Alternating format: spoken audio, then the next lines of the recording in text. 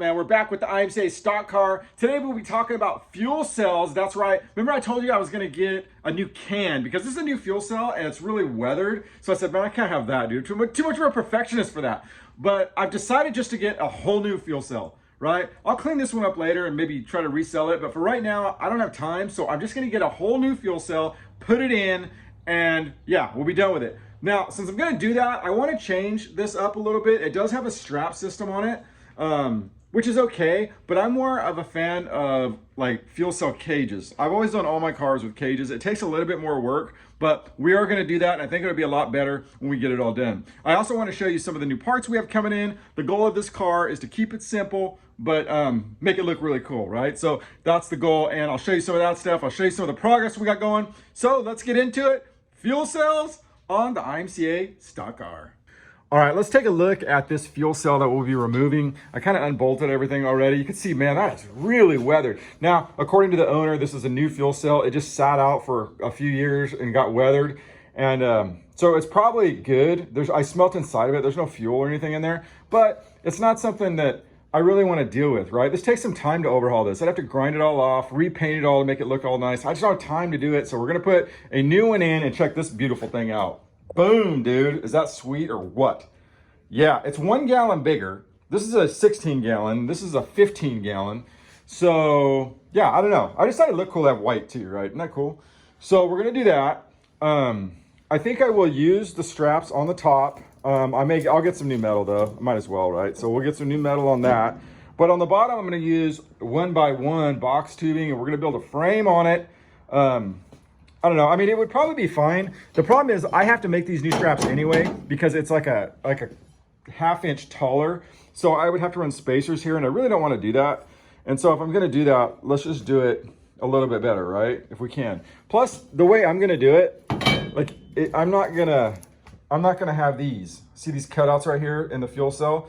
I'm not going to have that. I'll be able to use like the existing bolts, the bolt holes that come with the fuel cell, hopefully, right? Hopefully. So we are going to do that. We'll get that out. We did get a new battery in, right? That's cool. So we got the battery in, and I got some of the electrical going, and of course we have the battery charge terminals right here. Sorry, you can't really see that. It's a mess over here, but we do have that going there. And I want to find out too if this new one we have has a ball bearing in it, a rollover ball bearing, because if it doesn't, I need to route. Like anytime, you really have to make sure, because if there's no ball bearing valve in here, that means when it goes upside down, it closes it, the fuel will pour out if you go upside down. And if that's the case, you have to run a line that comes to the front and it goes under the fuel cell, right? So if it goes upside down, that line is higher than the fuel cell. That way fuel won't come out. So we are going to do that. And I might take this bumper off today. I think it's backwards too.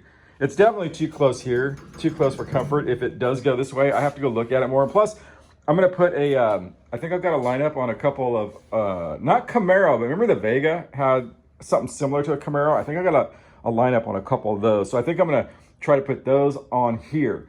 Let's see real quick. We did get some of the steering put in. Remember I told you I was waiting for that new mount. See, I had to get the second one back here because this, on these medieval IMCA stock cars, they do have 2 mounts, right? So I got one here and then one here. And then let me wrap around here and you'll see that. Now I have to make sure this isn't gonna cause a problem, but I also got the Wears. These are so nice, man. These Wears firewall. See that right there?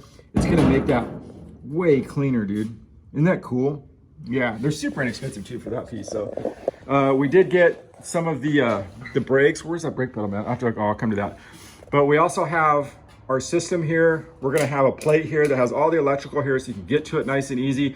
Remember I told you I was gonna I'm gonna stick with an HEI. Was gonna go with an MSD that had all of the box, the coil, all that stuff, but it's so heavy.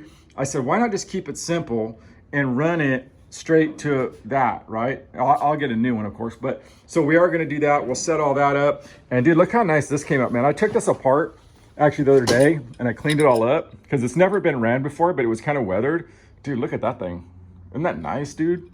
Dang. Not only that, but it was really sloppy in here. And I don't know, like I've ran these before, and first off, if they get too sloppy in here, we have too much gap, you get a lot of dirt and crud in there, which makes this kind of hard to turn. But to me, it makes it a lot more consistent if you have it. I mean, it's still got gap in it between these two, but it's not like super wobbly where it's like wah, wah, wah, wah. So it makes it, to me, more consistent when you're actually dialing front to rear brake. So anyway, we did get that cleaned up. We'll get that back in, but I don't want to do that till I get the steering. So anyway, so that's cool. Well, I decided to bring the can over to our race shop because it just seemed like a lot of work bringing the welders and the grinders over. So we're going to do that. As you can see, I am so packed in here. I got to free up room. I have Sonny's car in there, plus the other one back at our house. Trying to get rid of the sport mod, trying to sell it. I got a banging deal on that if you're looking for a sport mod. But so we are going to do the can here. I took the bladder out. It's just going to be a lot easier for us to work on. And went down, and I think I have some, I'm using 120 1-inch on this deal. And so, yeah, let's just start taking some measurements and we'll start putting this thing together. So the first thing we're going to do is measure around the bottom of the can. And I will give you some advice that you want to have about a 1/16 of an inch gap around the bottom. So when you're sliding the can in and out, it doesn't grab it or scratch it. You know, you won't like that when you have a new can. It's all scratched up going in. And that's because when you're welding the inside of the cage, there's a little bit of a weld there, right? So you have to give a little bit of space, but you don't want to go too much because then you won't be able to get those holes, right? I mean, if you have it too far out, then that hole won't line up with your box tubing. So real small amount goes a long way.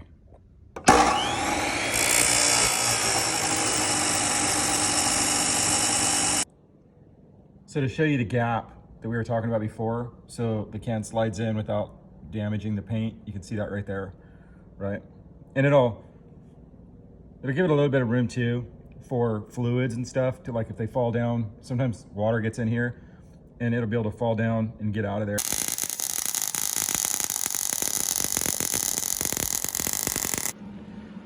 Now that we have that bottom piece welded up, we're gonna go ahead and we're gonna duplicate it over here and just base it off the bottom. It's gonna be the same dimensions as the top. So let's just do it again, weld it all up.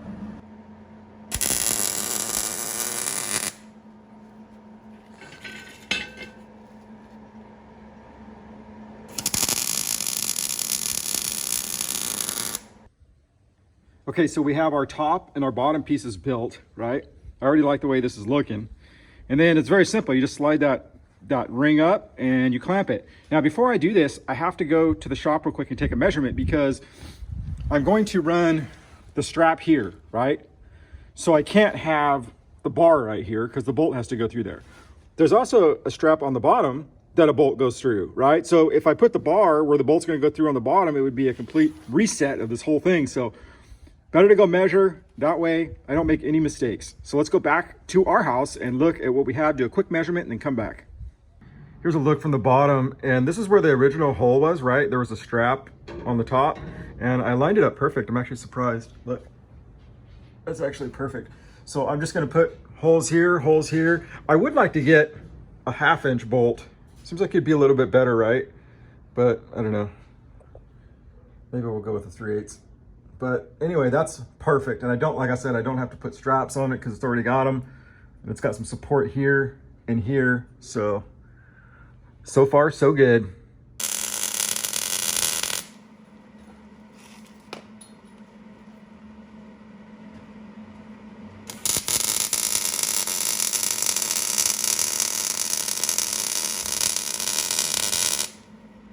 Okay, so we have our frame all welded up. Okay, so the hard part is done, right? And so now we got a lot of drilling to do. I did go to the local store. I was gonna go to a 1/2-inch bolt, but I'm gonna go to a 7/16, right? But I'm gonna use a flange bolt, kind of like that, right? That's gonna be way better than just having a 3/8 standard bolt on there. All right, we got it all drilled out. And one thing I'll tell you too is that this one's not that far off, but a lot of times the holes on this side aren't the same as the holes on that side. They may be off like by 1/4 inch. And it really doesn't matter, but you may see your strap. If you put one on the top, sometimes it'll be a little bit kicked this way or this way.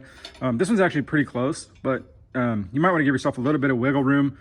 And if you have to, sometimes they're really bad. And if they're really bad, you may have to offset this a little bit more this way. So this bolt right here would be offset just a little bit more if you care about this being square, right? This top piece being square with the can and all that stuff. So I think we got it good. Let's go back to the house and hopefully it all bolts up. I think we have enough time to get some paint on it tonight and maybe get this thing all put back together. That'd be pretty sweet, right? In one day. That's cool. Let's go back home. But I think I'm gonna go with the black steel it because this stuff is so good, man. The way it goes on way better than paint, and it's way more durable than paint. I think with all the fuels and everything, it's probably just a better deal. So I'm gonna go with the steel. This stuff's expensive, but man, dude, is it really good. You can also weld on this stuff, but I'm not gonna weld on this, of course, but if you had to, you could weld this without scratching it off. So it's pretty cool stuff. It's called steel it. They come in two colors, by the way. You get black or you get something that looks like raw metal. Yeah, it goes on so good. Dude, I am so stoked the way this came in. I went there and I was like, man, please line up when I get home. And boom, dude, that thing lined up perfect. I mean, dude, perfect. Dude, you couldn't ask for a better lineup on those bolts. You know, I want to show you too, like what I went from. So this is what was in there before, right? That was in there before. It's a 3/8 bolt, right? Grade 8, it's pretty strong. I mean, probably good enough. But look what I went to, dude. A 7/16 with the flange on it. You know what I mean? That's way better, right? I mean, you know, even having a washer isn't going to be as good as a flange bolt grade 8, dude. That's heavy duty. And plus you go from the 7/16, dude, that's pretty good, right? And then, dude, it just came in. Look at this, man. Look how perfect this is. I don't know if you can see this. I mean, dude, it's like zero tolerance going in, like zero wobble. Whoa, that's good. Love it. All right, let's take a look at our RCI fuel cell and our IMCA stock car. This is the rebuild of the fuel cell mount. And man, take a look at that, dude. Is that sexy or what? I don't think, at least I couldn't have done it better, dude. This is like as good as I could do it. It is, of course, way cleaner, right, than what we had before. You see what we had before is over there, right? It had the strap system. Now we're all set up. It's caged out and probably a little bit more safe. And this, I did get a hold of RCI. There is a ball valve in here, so I don't have to run the line that way. And man, I just think it looks sleek, dude. Look at that. Isn't that awesome? Couple things. So I see this all the time. When you bolt these down, a lot of people will just kill these things, man, putting them in, dude. You don't want to do that because if you over smash it, it cracks the powder coat on the fuel cell, and then water gets in there, and you'll see it. I see it all the time on fuel cells where it'll start to crack, and the paint will, or the powder coat or whatever's on here will start to chip away around the bolt. So just get it flush. Also too, remember we were talking about that little gap that we had before? Let me see if I can get some light in here. See that right there? So what that does is it allows the water to go down and not get stuck between the two metals, which will rust out the can, and it'll chip the paint out, but it'll really rust out the can. So now, just that little bit of gap in there, that's all you want right there, right? So water can get out. But overall, man, this is a really cool addition to this car. Looking forward to it. I'm just picking off pieces one at a time, and I don't know what we're gonna go to next. I gotta do a little bit more of the fuel line. By the way, dude, anybody that's ever put these fuel lines on right here, on these fittings, oh my gosh, these are the worst, dude, because you can't get no leverage on them. They're so hard. But yeah, also too, when you put these fuel lines in, always make sure that you're not touching metal with these, because you know the vibration will put a hole in this and you won't even realize it. So try to get these in a position where they're away. See, they're not touching anything. But I got a little bit more to do there. We got a bulkhead that's going to go through the back firewall. I'll probably do that today. And then, man, we'll just keep going on this thing, dude. We'll just do updates. And so far, though, so good. I'm really stoked on how this came out. There it is, mounting up a fuel cell cage in our IMCA stock car.